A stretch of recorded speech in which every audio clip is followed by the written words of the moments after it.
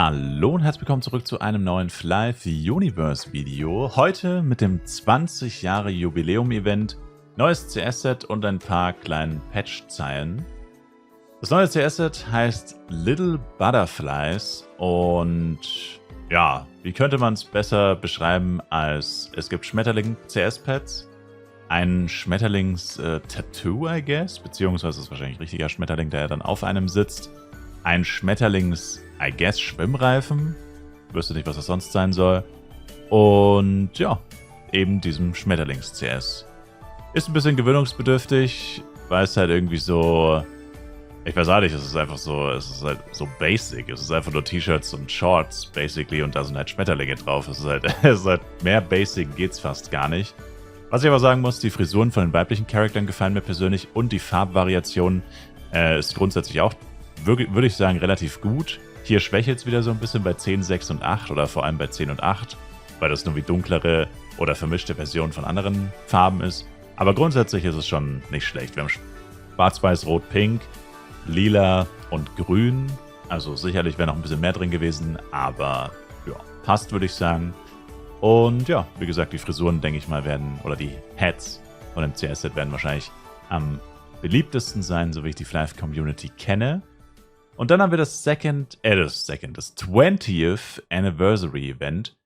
Es ist meines Wissens nach das allererste Mal, dass das Original Release Datum 16.08.2003 2004 gefeiert wird tatsächlich. Also 2003 deswegen, weil wir haben gleich noch was mit 2003, aber der Release war 2004. 16.08.2004. Und das ist, soweit ich weiß, das erste Mal, dass dieses Datum tatsächlich offiziell gefeiert wird, außerhalb von Korea und Japan. Korea und Japan haben das wahrscheinlich jedes Jahr gefeiert, aber die anderen Server, soweit ich weiß, nicht. Also auch Flive PC ist damit gemeint. Und deswegen hat es mich sehr überrascht, dass jetzt diese Ankündigung kam. Also ich persönlich bin davon ausgegangen, dass nichts kommt. Deswegen habe ich ja mein eigenes 20th Anniversary Event gestartet mit Turtle Beach. Da gibt es ein Giveaway im Stream. Wen das interessiert, einfach auf Twitch vorbeigucken und Ausrufezeichen Store in den Chat schreiben oder Ausrufezeichen Giveaway. Und geht auch, wenn ich offline bin. Und ja, aber wäre gar nicht nötig gewesen. Es gibt tatsächlich ein 20th Anniversary Event, überraschenderweise. Es beginnt erst am 16. August, also nicht verwirrt sein, dass es jetzt noch nicht funktioniert. Es beginnt halt erst ab dem Jubiläumstag und dann eine Woche, basically. Wir haben eine Special Quest, wie gesagt, erst ab dem 16., wo es den NPC Mr. Flive gibt in Flares. Und dann hat er irgendeine Quest, die man machen muss. Das wird wahrscheinlich nichts wirklich Kompliziertes sein. Danach geht man dann zum Bürgermeister von St. Morning und der schickt dann letztendlich zum Bürgermeister von Darkon. Und alle Quests können nur einmal gemacht werden. Und es gibt kein Level-Limit, aber man soll mindestens Level 20 sein. Vielleicht muss man irgendein Event-Monster töten oder so. Oder irgendein Quest-Monster. As you complete the final quest, you will be able to receive a special reward 20-year anniversary effect item. This item will provide a unique glow effect on the character and can be worn over another cloak. Das heißt, es ist quasi ein Cloak-Item, das aber irgendwie einen speziellen Glow-Effekt hat. Also, keine Ahnung, ich kann mir darunter gerade einfach nichts vorstellen. Müssen wir wohl abwarten, bis wir es tatsächlich in-game sehen. Das zweite Event ist ein bisschen mysteriös, würde ich sagen. During this event, players can earn special buff items by defeating monsters of level 15 or above in the overworld. Also only monsters level 10 levels, minus 10 levels, or above from your current character will drop the event buff item. Also Monster-Level muss 10 drunter oder drüber sein, wie bei den Battle Pass-Aufgaben. Monster muss mindestens Level 15 sein. Und da gibt es jetzt diesen Flive und den Gala-Balloon, die geben 200 HP für 3 Stunden und können nicht mit anderen Ballons eingesetzt werden. Mysteriös deswegen, weil auch hier wissen wir halt nicht, wie die aussehen. Und bin ich mal gespannt darauf. Und dann das letzte, was auch sehr interessant ist, ist dieses Special Themes. Und zwar zur Feier dieses Jubiläums oder Anniversaries wurden eben 2 neue Themes, also diese optischen UI-Veränderungen, hinzugefügt. Eine eben von der Beta 2003, deswegen habe ich vorhin 2003 gesagt. Es müsste tatsächlich auch Ähnlichkeiten geben zu dem Chinese UI. Also ich glaube, das Chinese UI ist stark an dieses Beta UI angelehnt tatsächlich.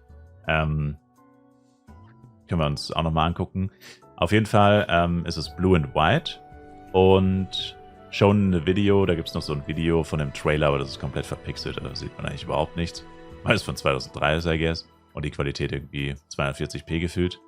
Und das zweite ist das UI Gold 2024.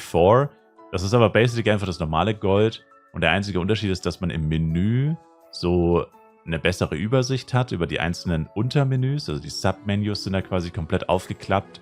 Und man kann da halt sich besser, schneller diese ganzen verschiedenen Menüfenster auf die Leiste ziehen und auch Shortcuts einrichten. Ich zeige euch das jetzt mal, aber ich finde das relativ, ja, unnötig, würde ich jetzt fast mal behaupten. Also zuerst mal das Blue and White. Oh, hoppla, hier. Beta 2003.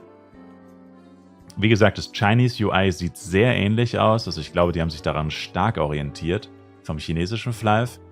Grundsätzlich, wenn man das ein bisschen aufpolieren würde, in die Richtung Gold. Also das Problem, was ich mit diesen alten UIs habe, ist halt, dass die nicht durchsichtig sind. Also wir können nochmal zurückswitchen zu dem Gold. Warum jeder Fan von dem Gold ist halt, weil die Fenster automatisch ein bisschen durchsichtig sind. Man kann natürlich auch generell so transparentes Chatfenster so aktivieren. Aber bei den goldenen, da geht nicht so viel verloren, weil du siehst auch dahinter noch so ein bisschen, und es fühlt sich einfach, ich weiß nicht, so ein bisschen, es fühlt sich nicht so erdrückend an. Und das ist auch der Grund, warum viele trotz Nostalgie nicht das Original-Theme nehmen, weil da geht es halt so ein bisschen verloren, weil dieses Weiß ist halt deutlich erdrückender, kann man sagen, als eben dieses Schwarz und Gold. Es ist einfach ein bisschen dezenter, es blendet nicht so sehr und dieses Durchsichtige kommt da einfach besser zur Geltung. Also man sieht gefühlt einfach mehr. Ich meine, vielleicht ist das auch einfach nur Einbildung, aber genau, bei dem Beta 2003 ist es im Endeffekt das gleiche mit dem Original quasi, mit dem Oldschool-Design, nur dass es halt andere Farben sind im Endeffekt. Statt Orange und Weiß ist es halt Blau und Weiß. Und ja, fühlt sich jetzt zum ersten Moment halt einfach genauso an. Es fühlt sich so ein bisschen retro an, also diese Buttons hier sind extrem retro. Aber wie gesagt, mein Problem ist einfach, dass man halt irgendwie gefühlt zu viel vom Bildschirm einbüßt dafür. Und es sieht auch nicht ganz so polished aus. Ist ja klar, wenn es von der Beta von 2003 ist, dann ist das natürlich auch nicht gepolished. Aber grundsätzlich ist es ganz cool, dass es das jetzt gibt auf jeden Fall. Und dann haben wir jetzt noch das Gold 2024. Und wie schon gesagt, da ändert sich hier eigentlich grundsätzlich mal gar nichts. Bis auf das hier. Dieses Menü ist jetzt anders. Und ihr seht schon, hier ist jetzt alles aufgeklappt. Es gibt ja so ein paar Sachen, wie zum Beispiel der Umkleideraum. Da muss man erst irgendwie auf Helfer drücken oder so. Das ist jetzt hier alles sichtbar. Auch mit den entsprechenden Shortcuts, falls welche vergeben wurden. Und man kann jetzt hier oben, achso, genau, das Zahnrad muss man drücken. Und dann kann ich jetzt hier 3 Sachen anklicken und die werden dann da oben reingeballert. Und es gehen aber maximal 3 Stück. Und ja, ich bin mir nicht hundertprozentig sicher, was einem das jetzt wirklich bringen soll, ehrlich gesagt. Also ja, das ist halt ein Shortcut, aber letztendlich, wenn ich einmal hier im Menü bin, ob ich jetzt hier unten auf Shop klicke oder da oben, naja, das macht jetzt ehrlich gesagt keinen so krassen Unterschied. Und generell ist es eine nette Idee grundsätzlich, aber wenn man den Tipp kennt, dass man sich ja alles auf die Leiste ziehen kann, also man kann sich ja den privaten Shop einfach hier hinziehen und dann muss man gar nicht mehr auf Menü klicken, das geht wesentlich schneller. Also das ist quasi der echte Shortcut. Das heißt, ich klicke hier einfach nach oben, mache mir hier einfach eine Menüleiste, ziehe mir hier alle Menüoptionen rein und dann switche ich einfach meine Pages und dann habe ich hier alle meine Menüoptionen zum Beispiel drin. Also ich kann ja wirklich literally alles hier reinziehen. Ich kann Events hier reinziehen, ich kann Chatting hier reinziehen, ich kann Party hier reinziehen. Man kann sich alles auf die Leisten ziehen. Ja, selbst Game beenden kann man sich auf die Leiste ziehen. Also warum zur Hölle brauche ich da Shortcuts? Das ist, wenn man das weiß, dass man sich alles auf die Leiste ziehen kann, ist das eigentlich eine relativ, ja, es ist eine nette Idee, vor allem, dass hier alles aufgeklappt ist. Also ich würde sagen, das mit dem aufgeklappt ist, glaube ich, hilfreicher als alles andere. Aber grundsätzlich wüsste ich jetzt nicht, inwiefern das wirklich eine gewaltige Verbesserung oder so darstellt. Also es ist nicht schlecht, ja, ich will es nicht trash-talken, aber es ändert halt literally eigentlich gefühlt gar nichts. Also für mich zumindest. Und ich denke, für viele andere macht es jetzt auch keinen so großen Unterschied. Ja, das war tatsächlich auch schon das 20th Anniversary Event. Es ist unklar, ob noch ein weiteres Event am 16. starten wird, stand jetzt nicht. Dadurch, dass es auch nur eine Woche geht, vermute ich mal, wird es nur bei diesem Event bleiben. Das heißt, nochmal zusammengefasst, wir können uns einen Special Unique Glow-Effekt besorgen. Keiner weiß, wie der aussieht. Wir können uns diese Ballons besorgen. Wie gesagt, da ist das große Mysterium, wie die Ballons aussehen. Gala und Flive Balloons. 200 HP für 3 Stunden ist jetzt nicht so krass, sag ich mal. Das sind jetzt keine wirklich heftigen Power-Ups. Und diese Special Themes, die bleiben für immer. Das heißt, es ist effektiv eigentlich gar kein Event. Also es ist zwar jetzt neu zum Event, aber die bleiben für immer. Das heißt, ja, es ist ein kleines Event, aber es geht dafür auch nur eine Woche. Genau. Dann haben wir noch die Patch Notes. Und zwar wurden hier nur so ein paar kleinere Sachen gefixt. Und zwar fixed an issue where some text could not be read in the party window by using the original theme. Fixed an issue where the trade window was open for only one player when the other accepted a trade while walking. Fixed an issue where the position and size of taskbars was not saved in some cases. Kann man nicht vorstellen, dass das wirklich gefixt wurde, weil das ist echt nervig und das passiert fast jeden Tag. Also mal gucken, ob das wirklich gefixt wurde. Fixed an issue where the player did not move to the monster when a skill cooldown was running. Wait, where the player did not move to the monster?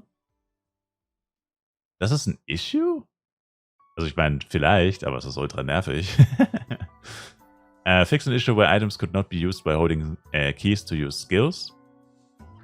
Fixed a visual issue where the Owl of Jongha and Haven characters had a detached head. Lol. Fixed an issue where the Asmodon Knuckle did not display elemental upgrade effects. Und dann noch Generate Changes. It is now possible to hold shortcuts while playing on mobile. Also die Änderung, die es schon vor ein paar Wochen vor 2 Wochen auf dem PC bzw. generell gab. Soul Convert makes items now unsellable to NPCs, so they can all be stacked with daily rewards. Das war letztes mein Problem, weil ich habe immer dieses Umwandeln von Seelen gebunden. Ich habe das nie benutzt, weil mir war das immer zu viel Arbeit. Und jetzt in letzter Zeit hatte ich aber Inventarplatzprobleme und habe halt gesehen, ich hatte teilweise 3-mal Low Upcut Stone und dachte mir so, ja, es ist schon irgendwie kacke, 3-mal Low Upcut Stone zu haben. Und dann habe ich sie umgewandelt und ich konnte sie trotzdem nicht stacken. Ich dachte mir so, Alter, was ist denn jetzt los? Jetzt habe ich endlich diese Funktion benutzt, die ich nicht so geil finde. Und ich kann es trotzdem nicht stacken. Was zum Teufel ist hier los?